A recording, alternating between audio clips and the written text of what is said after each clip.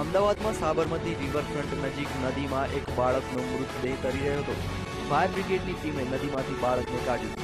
આ બાળક 4 થી 5 દિવસનું હતું. બાળકના શરીર પરથી કોઈ ઈજાના નિશાન મળ્યા નથી, પરંતુ બાળકનું શરીર ફૂલી ગયું હતું. આ નવજાત બાળકની નાળ પણ રૂજાઈ ન હતી કે કોઈએ તેને પાણીમાં ફેંકી દીધું.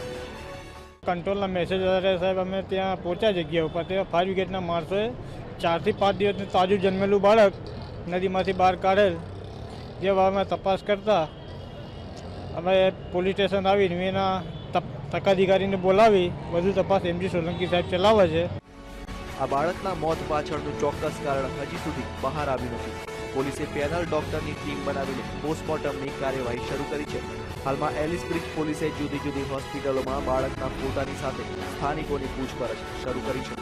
કેમેરામેન નરેશ સોલંકી સાથે Anita Patel, bureau report, VTV news, Ahmedabad.